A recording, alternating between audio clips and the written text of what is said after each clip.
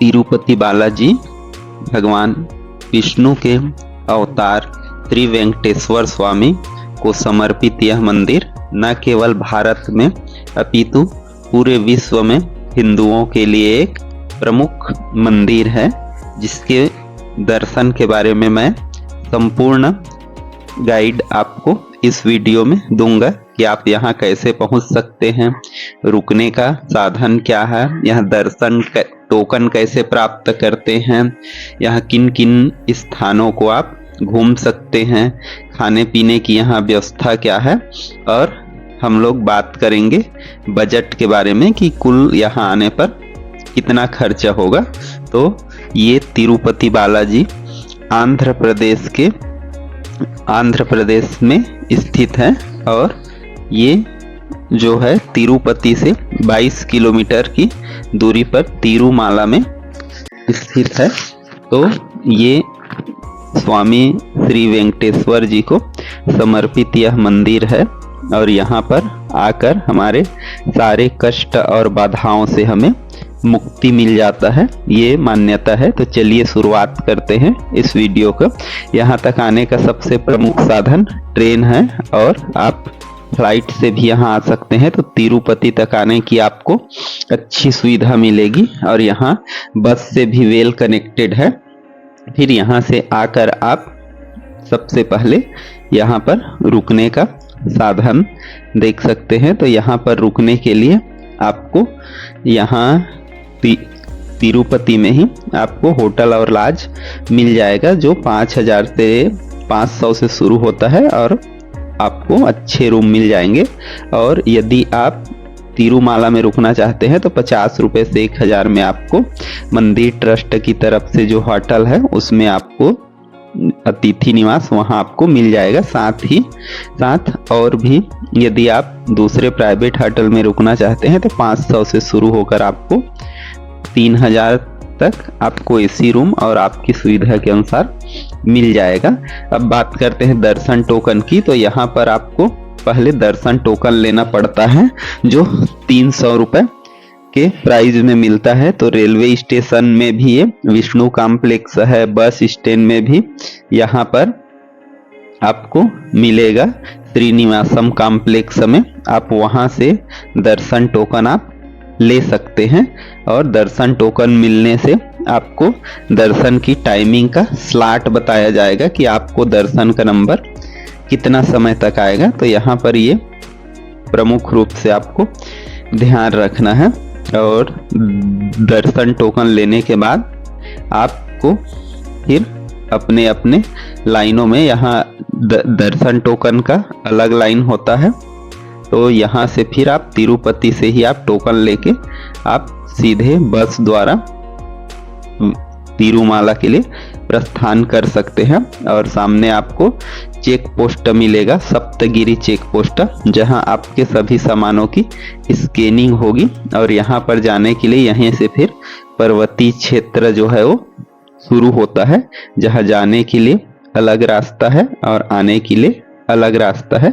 यहाँ का टिकट आपको लेना पड़ेगा। यदि बस से आप एक साइड का लेते हैं तो 90 रुपीज़ नॉन एसी का, और यदि एसी और दोनों साइड का लेंगे तो 160 रुपये। और यदि आप एसी बस का लेते हैं एक साइड केवल जाने का तो 110 रुपये, और वापसी दोनों साइड का लेते हैं तो 200 रुपये में आपको ये टिकट मिल जाएगा। और यहाँ पर आप फिर आ जाइए और यहाँ पर आके फिर हम लोग जानते हैं यहाँ पर कि कैसे आप यहाँ पर दर्शन कर सकते हैं उसके बारे में।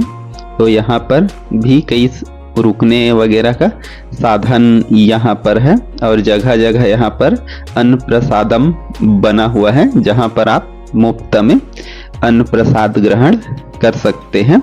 तो दर्शन करने का अब बात करते हैं कि कैसे आप दर्शन करेंगे। तो दर्शन करने के लिए सबसे पहले माना जाता है कि बराह स्वामी जी के जो मंदिर है उसमें दर्शन किया जाता है, और यहीं पर ये कुंड है, इसमें स्नान किया जाता है पहले, और उसके बाद फिर हमको श्री तिरुपति जी के दर्शन के लिए आगे जाना होगा। और यहाँ पर एक चीज़ की और अच्छी सुविधा है कि आपको बस ट्रस्ट तरफ से हर जगह आने जाने के लिए, एक जगह से दूसरे जगह जाने के लिए बस की सुविधा मिलेगी जो मुफ्त में होगा।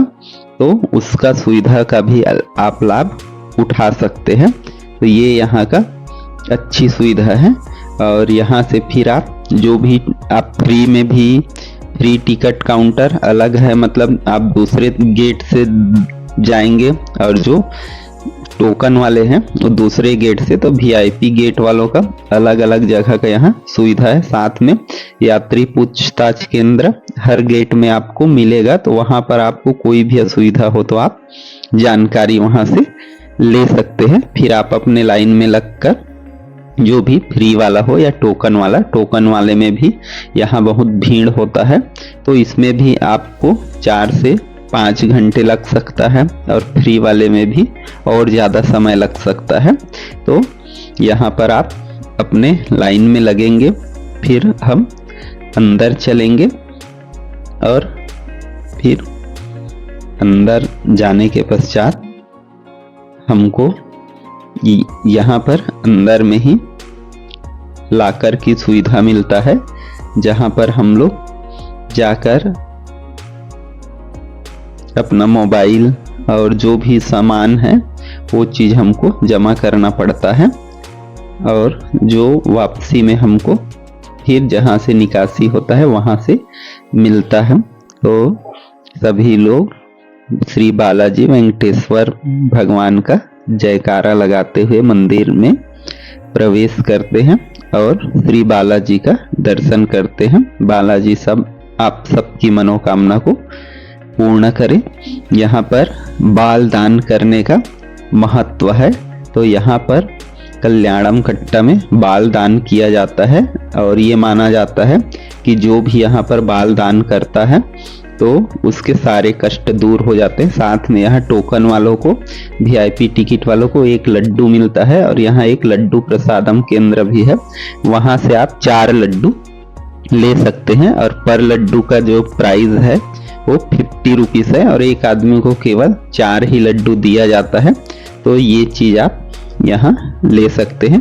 प्रांगण में, ये मंदिर का प्रांगण है, यहाँ अपना सामान वगैरह लाकर से फिर से लेकर यहाँ आकर श्री बालाजी के मंदिर के सामने आप फोटो क्लिक कर सकते हैं, और यहाँ से आप बहुत मंदिर का सुंदर नज़ारा देख सकते हैं कि भगवान बालाजी के दरबार में।